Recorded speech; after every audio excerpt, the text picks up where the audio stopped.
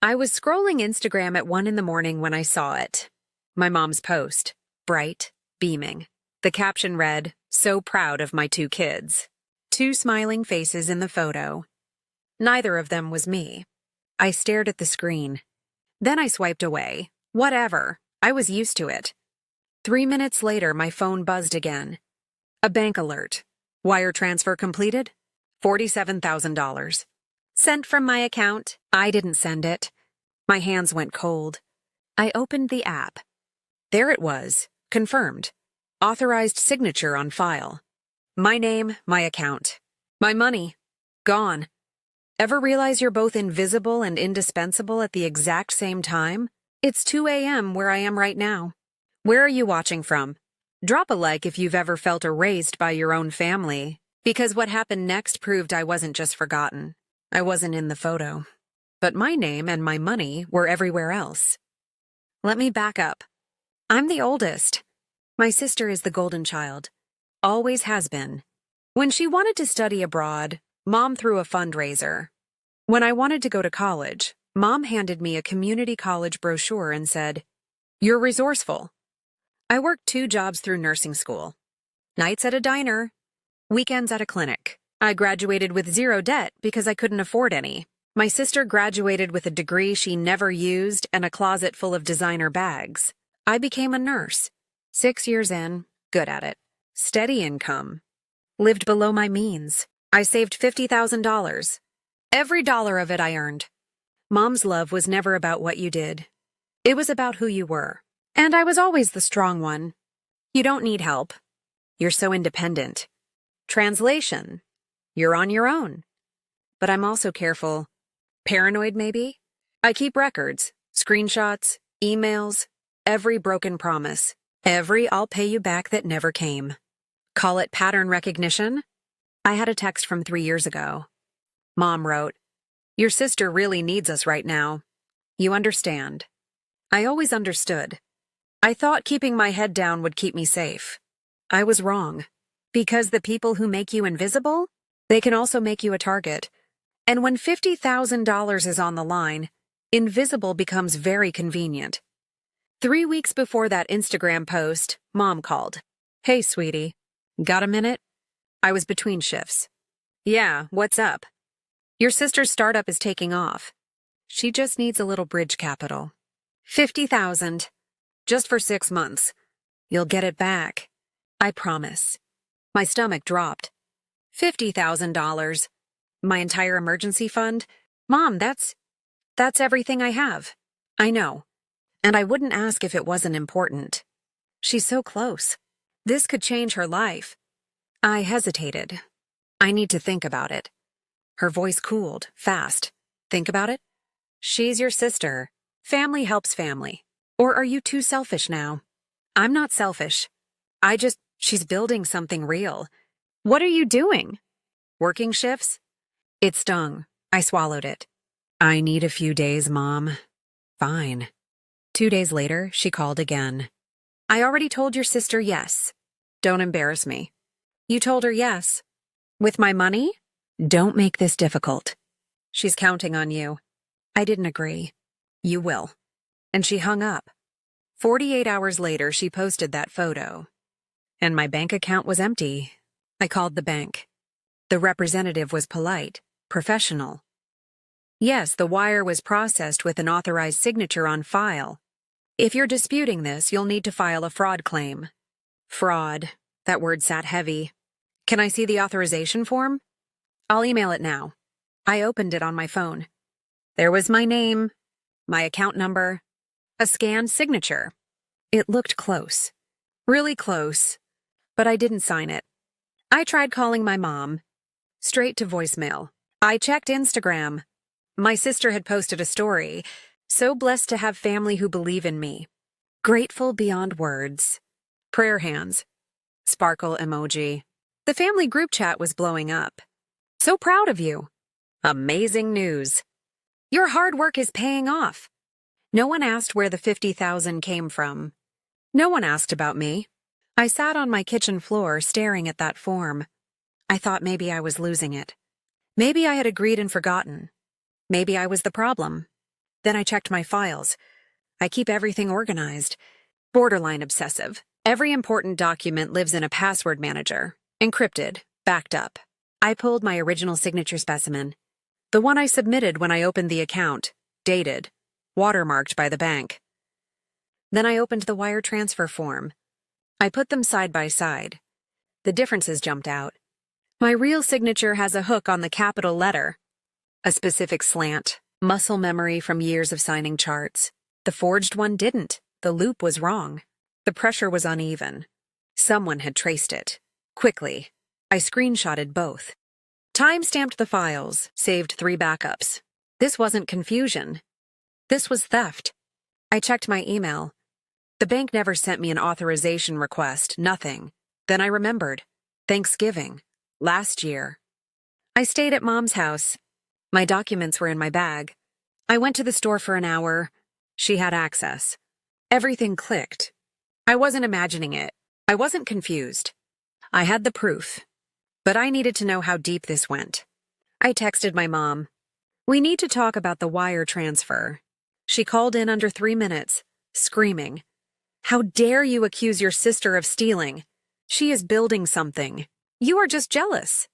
I kept my voice steady. I didn't accuse anyone. I'm asking about my signature. What about it? I didn't authorize that wire. Yes, you did. You told me yes. No, I said I needed time to think. You're remembering wrong. Then my sister's voice broke in. She was on the line too. Are you seriously doing this right now? You said yes. Now you're backing out because you want attention. I never said yes. Mom cut back in. You always do this. You agree to help, then you backtrack and make yourself the victim. That's not... If you make trouble over this, the whole family will know what kind of person you really are. Selfish, spiteful, small. My sister piled on. We'll tell everyone you promised and then reneged. Good luck at the next reunion. They gave me 48 hours to come to my senses. I spent it digging. I filed a dispute with the bank and requested the full transfer metadata. 3 days later, it came through. The wire was submitted from an IP address I recognized. My mom's home router. I knew the city code. Timestamp 11:43 p.m. on a Wednesday. I pulled my work schedule. That Wednesday, I was on a night shift. 10 p.m. to 6 a.m. I requested my badge swipe log from the hospital. Clocked in 9:58 p.m. I was physically at work when that transfer was submitted. Ironclad alibi. Then I found something else. We used to share a family iCloud folder. Old photos, recipes.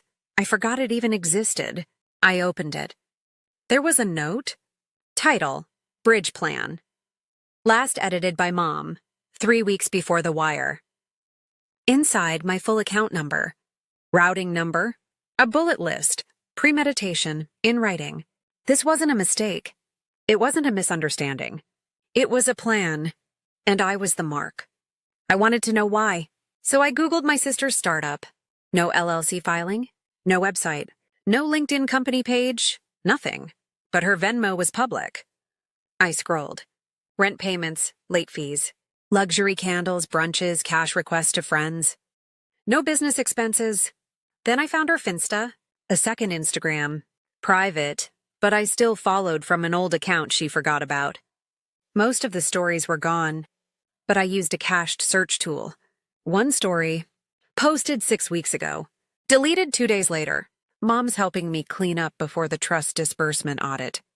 Laughing emoji, fingers crossed emoji, trust disbursement. And then I remembered. Our grandmother passed 4 years ago. Left a trust. Pays out when each grandchild turns 30, but only to grandchildren in good financial standing. No outstanding debts. No defaults. My sister turns 30 in 5 months. Mom used my money to clear my sister's debts, so she'd qualify for a 6-figure payout. I was funding my own invisibility. Now I knew exactly what to do. I booked 2 consultations, same day, a fraud attorney, and a trust lawyer. The fraud attorney was direct. Forged signature plus premeditation equals wire fraud. Potentially felony level depending on the DA. I don't want her in jail. I just want my money back. Understood. We can pursue civil recovery and restitution, but you'll need to file a police report either way. The trust lawyer asked better questions. Does the trust have an integrity clause? Yes, financial standing. No outstanding defaults or legal disputes. She leaned forward. You can notify the trust administrator of your sister's current liabilities and this active fraud dispute. They're required to pause disbursement pending investigation. Perfect. I authorized both steps. A formal bank fraud affidavit and a letter to the trust administrator. Evidence attached. I drafted one last text to my mom. I didn't send it yet. I saved it, closed my phone, and I waited. I gave them one last chance to make it right. Spoiler, they didn't take it. I sent the text. You have 24 hours to return the $47,000. If I don't see a reversal, I file a police report and notify the trust administrator. All evidence is attached. I included the signature comparison, the IP trace, the iCloud note, the hospital log. Mom called immediately, screaming, then begging, then threatening. You're going to destroy this family over money? You destroyed my savings over money. She'll lose everything. She stole everything. If you do this, you're dead to me. Then I'm already dead. I wasn't in your photo, remember? I hung up. 18 hours of silence. Then a text, multi-paragraph, all from Mom. How I was tearing the family apart. How I was cruel, vindictive, how she was disappointed in me. No wire reversal. No apology. I filed the police report online. Confirmation number 202312-4788. I emailed the trust administrator. Fraud affidavit attached. Metadata attached. Screenshot evidence attached. 72 hours later, it all came down. The bank issued a provisional credit. $47,000 back in my account, pending investigation. The trust administrator replied, disbursement on hold for both beneficiaries pending resolution of fraud investigation. My sister called. You ruined my life. I stayed calm. You ruined your own life. I just stopped funding it. She hung up. The money came back. The family didn't, and I was fine with that. The bank completed their investigation. Confirmed fraud. $47,000 fully restored, permanently. The police forwarded the case to the district attorney. I had a choice. Press charges, or negotiate. I didn't want revenge. I wanted boundaries. My attorney reached out. We offered a deal, signed repayment agreement for any fees or damages, and a no-contact clause, binding. Mom and my sister signed. No trial, no jail, but legal accountability. The trust stayed frozen for my sister while she resolved her debts. My portion was unaffected. It disbursed on schedule when I turned 30. I blocked both of them on every platform. The extended family heard a version of events. Some believed my mom. Some reached out privately. I didn't defend myself. Didn't argue. If someone asked, I forwarded the court-stamped agreement. That was all the explanation I gave. 6 months later, I put a down payment on a small house. 1 bedroom, quiet street, mine. I started therapy. Learned what enmeshment meant. What triangulation looked like. Started to untangle it. I rebuilt a relationship with one cousin who always saw the dynamic. We get coffee now. Real coffee, no performance. Mom's Instagram went quiet. My sister's startup never launched. I sleep through the night now. For the first time in years. Here's what I learned. You can't heal in the same environment that hurt you. And you don't owe anyone access to your peace. Not even if they're blood. Boundaries aren't cruel. They're necessary. Silence isn't weakness. It's strategy. And receipts? Receipts are everything. So let me ask you, have you ever had to choose between family loyalty and self-protection? What did you do? Tell me in the comments. I read every single one. And if this story helped you feel less alone, hit subscribe. You're not invisible here. This has been a fictionalized dramatization, not legal or financial advice. But the lesson is real. Protect your peace. Document everything. And never let anyone make you small. I'll see you in the next one.